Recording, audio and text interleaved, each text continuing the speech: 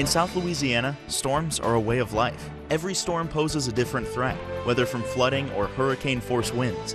At All South Consulting Engineers, we help protect our people from these disasters. Before a storm, we work with our leaders to prevent catastrophic damage.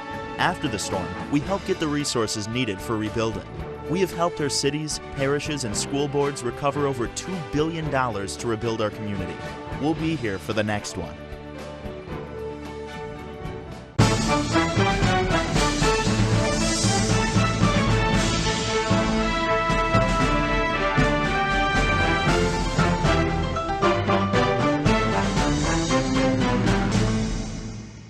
Hello and welcome to this edition of Going Public. I'm your host, Keith Whiteside, licensed clinical social worker with Terrebonne Home Care. Very glad you're joining us. However you may be joining us, we appreciate it. And a lot of people always want to find out what's happening in our parish, what's going on. Well, I'm very glad to have three representatives of Terrebonne Parish Council here with us. We have first Mr. Carly Harding. Thank you very much. We appreciate you being here. The chairman. Thank you. Yes, sir. Sitting next to him, Vice Chair Kim Chauvin. Thanks for joining us. Thank you for having me. And sitting next to her is Mr. Danny Babin of District 7. Thank you for being here. Thank you, Keith. Appreciate it. All right, Danny, I know everybody's looking at the bridges. They all want to know what's going on. Tell us a little bit about some of the updates that we have. I know we're eagerly awaiting some of the opening of some of these bridges. Yeah, good, Keith. I appreciate it. We have a lot of bridges in Terrebonne Parish, and they're mechanical, so things are going to break. Or we have a lot of them where we have a lot of tug traffic. Things are going to happen.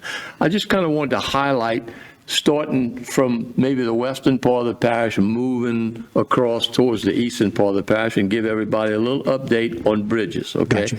But by doing that, I'll start off. The Hollywood Road Extension Bridge is on By Black. It's actually called the Austin Bush Bridge. We named that after a police officer that was killed right after Hurricane Ida, as a matter of fact. Right. That bridge has really helped out tremendously on the western and the northern part of the parish, because it pulls a lot of traffic away from St. Charles and Valhalla and those areas. So the flow of traffic is a lot better. It's a beautiful bridge. Once we get the roundabout completed at Valhalla and Hollywood Road, that's going to expedite traffic that much more. So that's a good positive thing. Moving a little bit further down, you get to the By DeLarge Bridge, the high-level bridge over the Intercoastal Canal. By the way, the first bridge is a parish bridge. Right. The second bridge, the By DeLarge Bridge, is a state bridge. And I want people to understand the difference between the two. The By DeLarge Bridge over the Intercoastal Canal, as some alerts that have gone out, they will be closing that bridge to vehicular traffic from 6 p.m. Friday, May 30th. That's next Friday, not this Friday, next, to 6 a.m. Monday, June the 2nd. I think that's up on the graph. And then again, the next weekend, 6 p.m. Friday, 6 to 6 a.m. Monday, 6 June the 9th. Gotcha. And the reason they're doing that at nighttime, naturally, it's a much better time to do it. There's generator problems on that bridge. So they are going to do that work at nighttime. So that will be open to marine traffic only. Vehicular traffic will be closed. All right. I wasn't going to go to the next one, but the Houma Navigation Canal Bridge, as you come down that bridge, is also a state bridge. Yesterday, which was Tuesday, it was closed temporarily because there was an accident between the bridge and a boat passing through. But it did not do any major damage that's going to cause the bridge to be shut down for any amount of time. Oh, great. The bridge was operated properly. All the electrical is there. So it was back in operation. But again, those two bridges are state bridges.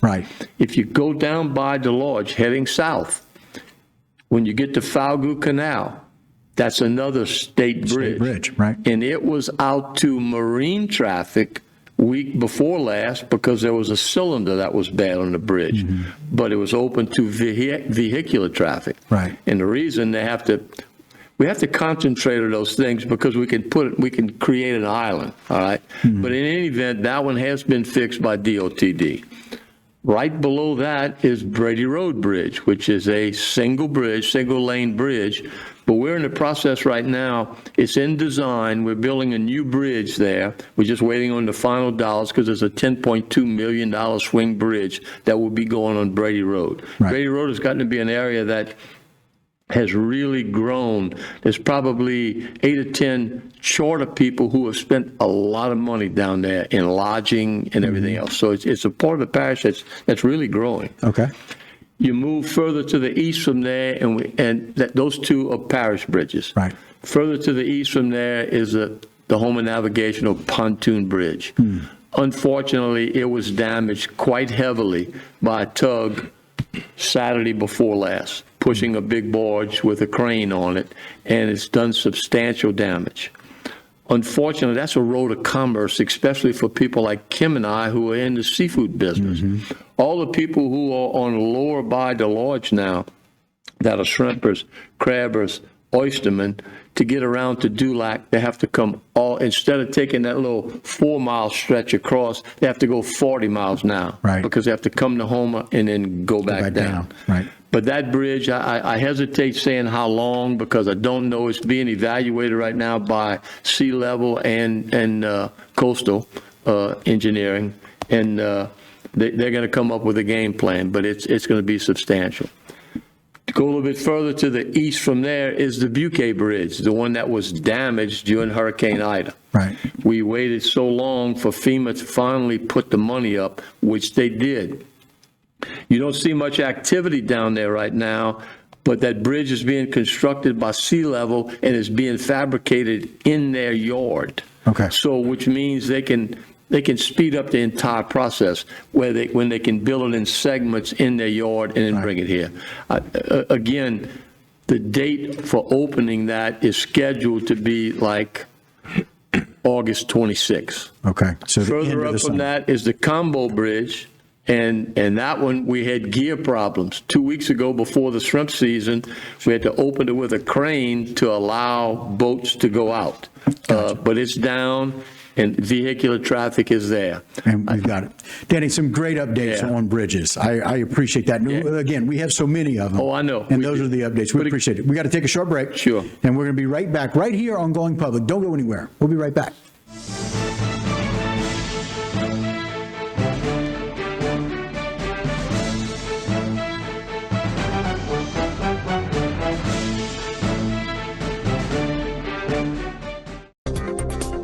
A new company with a lot of history. GIS Engineering has rapidly grown its brand around an experienced team of professionals. GIS Engineering is a full-service planning, engineering, procurement, and construction management company specializing in coastal protection and restoration, upstream and downstream industrial, and transportation infrastructure projects. Putting people first, GIS Engineering, a new company with a lot of history.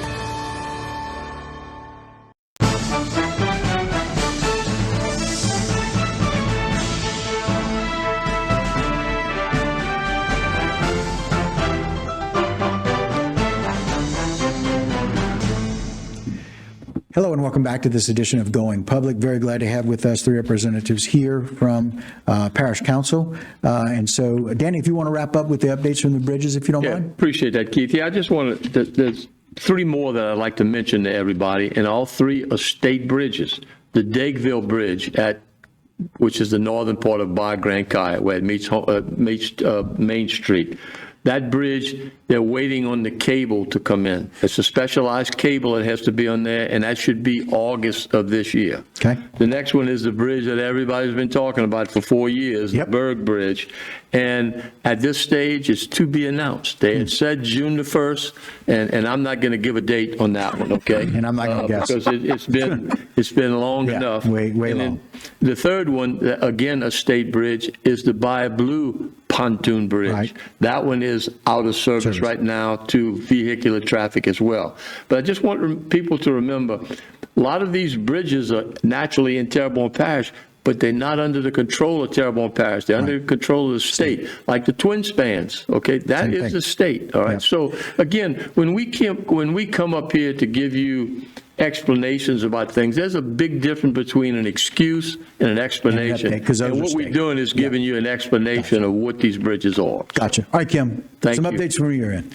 Okay, so this is kind of like parish-wide. Right. I requested some pictures from Mr. Carol Baskell, Mr. Tim Babin, and Mr. David Rome and Joey Sehan. Right. And the pictures that you're about to see are crews cleaning pump stations and culvert Right. installs and culvert repairs. We have a problem with cement truck companies cleaning out their cement and kind of getting really into the drainage Right. areas. So they're having to remove cement. They've also been doing some cleaning of the bayous. Right. Taking out the, there you go. Yep. We see right there. They've Taking been all the doing lily quite pads. Yes. And there's yes. a bunch. Yes, and it's all over in Right. our parish. And so also like, in this digging roadside ditches, they've been around the parish, from what I'm understanding, and with the new vegetation contractor, they've been really like cleaning up and getting things done. Right. Probably not as quick as people want. Right. But the issue is that we have only so much equipment and we have to kind of go around that Right. and getting things done. Right. And this time of year, we need this equipment in Yes. every waterway. Yes. Right? Yeah, no, I would tell you to come to mine first, but Right. As We have to Vice look Chair, at we understand what that means. That means if we go to yours first, Yeah. and everybody else gets there second, third, fourth, fifth, sixth, and seventh. Yeah. So everybody has a need at this point, but I think that they're really trying to do the best that they can with the equipment that they have on this part. Right. And that's just some of the things that are getting done, and it's a daily basis. So we're asking for a maintenance schedule so that we can kind of get that and see it in the front of us. Right. And kind of going back to what Danny was saying, a lot of these things where we need to know about what these state or parish bridges Yes. are, all of our waterways are something that we as the parish are kind of responsible for cleaning out. Well, there's a part that is a state, like, so Wildlife Okay. and Fishery has to come in and do, in Bayou Chauvin, like in the Chauvin area, that bayou for water lilies, we have to call the Department of Wildlife and Fisheries to come in and spray that. They have to spray it, right? Right, to get that out.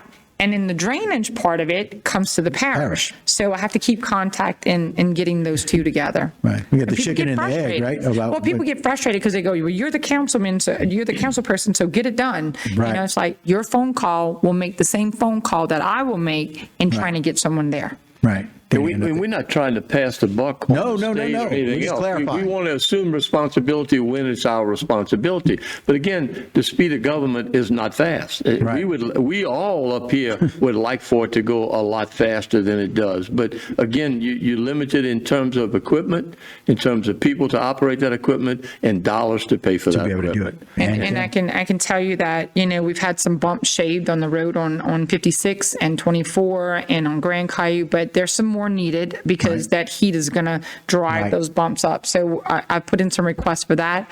I've also put in a request to find out what they're going to do with Boudreaux Canal Bridge, because we're like one break from being down. And then you separate Cocodrie and Chauvin again. And I've been requesting to know when they're going to come up with those things, is the so that game we can plan? get, well, the leases and the purchases of property, and then when they're going to actually start it and do the generator fix on Boudreaux Canal. Yeah, much like we have in some of the other Keith, bridges. I'd like Go to ahead, mention Danny. one other thing, too. Sure. When we have these bridge closures, and I'll use Grand Caillou as an example, the Buquet Bridge was out, the Combo Bridge was out. The only thing we had besides that is the Bobtown Bridge, which is a single-lane bridge that you're not supposed to put a heavy craft. When we had to open the bridge with a crane the other day, myself, David Rome, got with the fire department down there. We staged a truck on the other side on the Shrimpers Row side to make sure, while that bridge was going to be up for 4 hours to let the shrimpers out, that if in fact we had a fire on that side. So my point is David Rome and Scotty Dryden and all these people in roads and bridges and public works think in advance. It's not something that they just, oops, we have to do this now. We're thinking in advance on it. And these are things, again, like Kim's suggesting, to be scheduled. Sure. Let's make sure we have a schedule for what we're doing. Correct. And like we're saying, very often when we're dealing with the OTD and we're dealing with a lot of different entities, we're having to kind of wait on what they're Yes. going to do. And I can tell you, I'm pretty pushy. Yeah. But the problem this just in, ladies and gentlemen, on Going Public, Kim The can often be problem pushy. is when bridges break or power outages happen, you have a contingency plan, but you just Right. don't know when it's going to happen. That's exactly right. What a great transition. Thank you for that, Danny. I appreciate that. As we're going to transition here in this next segment, Mr. Carly, we're going to talk a little bit about what happened in the power outage. We're also going to talk about some of the changes that people are expecting to hear about in some of the things in your area. Thank you all again for joining us. Thank you for joining us. We'll be right back here again on Going Public right after this.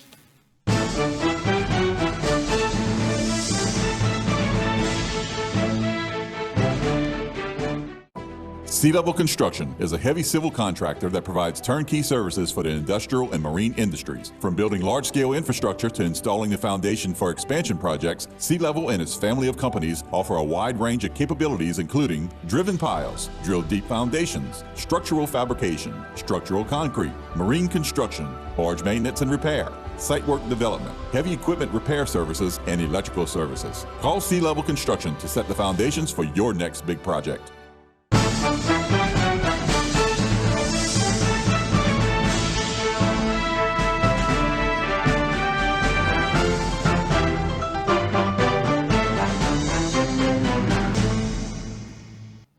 Hello and welcome back to this edition of Going Public. Once again, your host, Keith Whiteside, licensed clinical social worker with Terrebonne Home Care.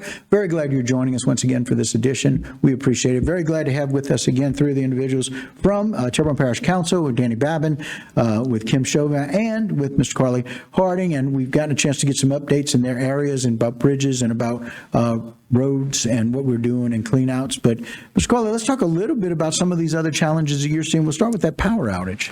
Yeah, they're actually doing a lot of work throughout Terrebonne Parish, and just actually when they have a particular area that they're going to actually change out some poles and stuff like that, it's going to be a brief power outage, and then we just actually want to let the people on the Terrebonne Street area to know that Tuesday, May 27th, that's going to be a power outage there between 8 o'clock in the morning and 12 p.m. Right, and that's Terrebonne Street and Hall Street. Yeah, right, in that area right there. Okay. And again, if you have questions, you can always call out to the parish as the number is listed there. And so just for people that don't know, that's prepared. That's a prepared outage for updates.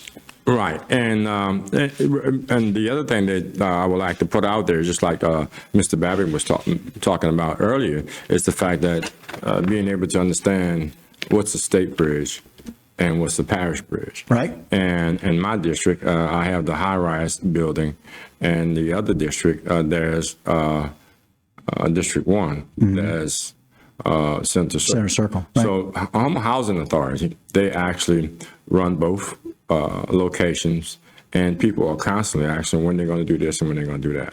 And the process has become rather lengthy. You look at the high-rise having 300 units in there.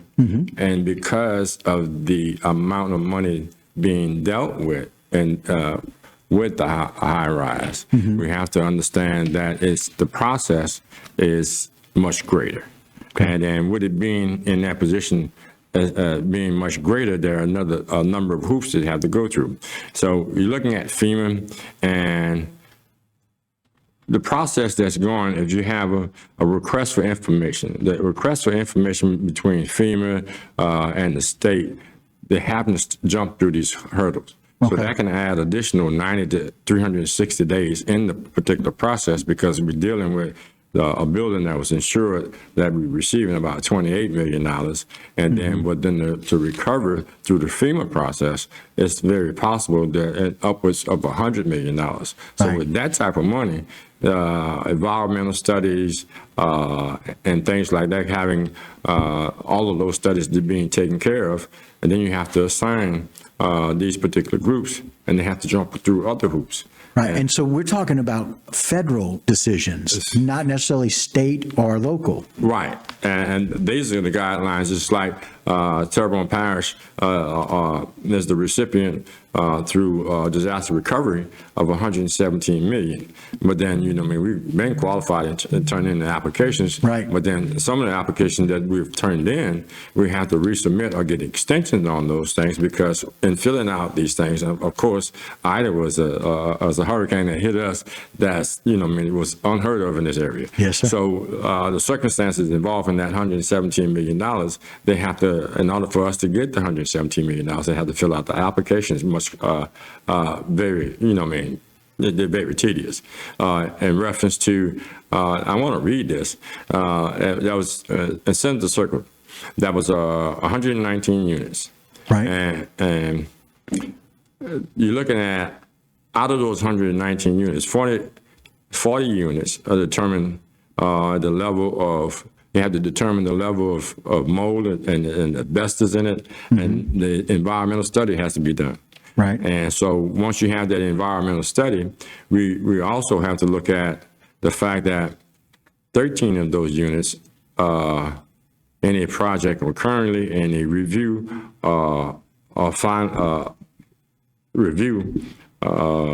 for damages. So once they started reviewing these, and they're broken down into like 119 units, then you're looking at 13 units that possibly can be reviewed or looked at for mold and mildew.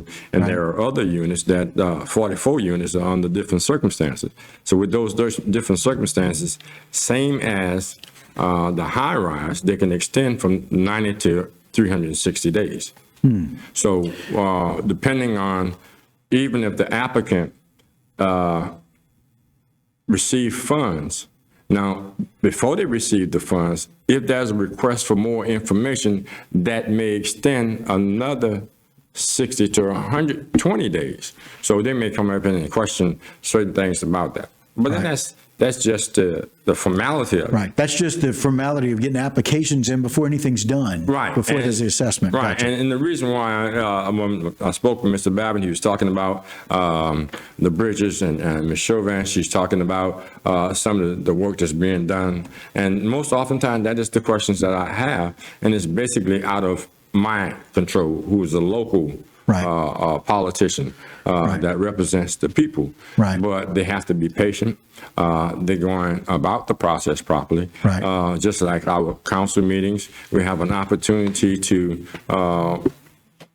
have people come from the public to get information. Right. And I want to put it out there that on this Thursday at 3 o'clock, at Senator Circle, the old M&M building, that's going to be a meeting. Right. And then if you want to ask questions and you get the answers there, that's the come place, and do that. That's the place to go. Then. Place to get the answers. Yeah, that's where I ask the questions. Right. We appreciate that. Thank y'all for giving us all the answers that we have. And so Danny Babin and Kim Chauvin and Mr. Carly Harding, we appreciate your time as always. Thank y'all for the updates. We look forward to more right here. All right? Thank you. All right, guys, don't go anywhere. A whole lot more right here on HTV.